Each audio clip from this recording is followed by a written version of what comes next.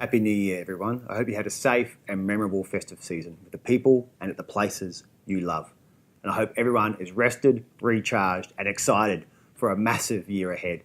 I'm ready to get stuck into it. So is my Territory Labor team. I want to update you quickly on just a few of the things happening this year. Firstly, let's talk remote housing. 2018 is so important because the Commonwealth funding as part of the National Partnership Agreement on Remote Indigenous Housing finishes up. We're about to strike a new deal with the Commonwealth, and I'm pleased Aboriginal Affairs Minister Nigel Scullion recently agreed to match our $1.1 billion that we've already promised. This is a massive step, a very, very positive step, but we also need serviced land on which to build new homes. This costs money, and I hope the Minister will also be at the table for these negotiations. Federal contributions aside for now, our $1.1 billion is the most money a Territory government has ever committed to remote housing, and the spending starts this year. The first tender for 4 new 3-bedroom homes in Goombulanya has already gone out, and more will follow soon. This year, we'll spend $50 million of Territory money on new homes alone. We're also continuing the successful Room to Breathe program. Last year, Room to Breathe built an additional 155 bedrooms, living rooms or verandas onto existing homes in 22 communities. In Wild Air, for example, it built 2 extra bedrooms and 7 extra living spaces.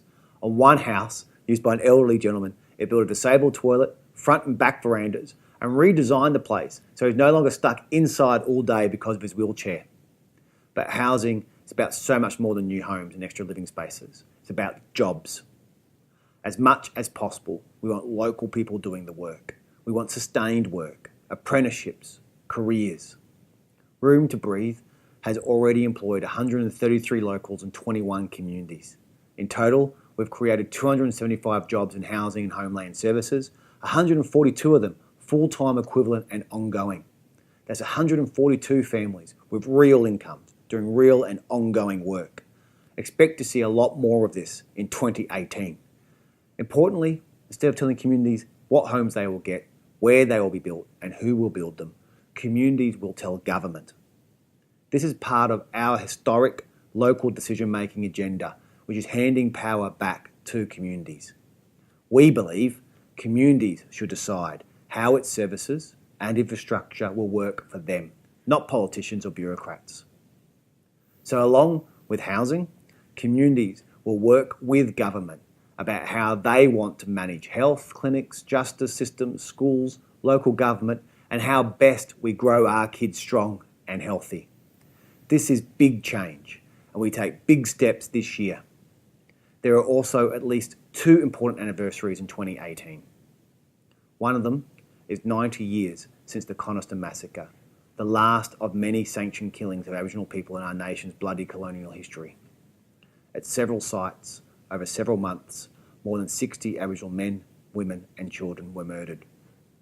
This year, I will visit the places of the Coniston Massacre to remember and honour the people who gave their lives for their country. Like I've done at Gallipoli as a private citizen, like I do each year at Anzac Day and Remembrance Day, I will pay my respects. The other notable anniversary is the Barunga Festival, which turns 30.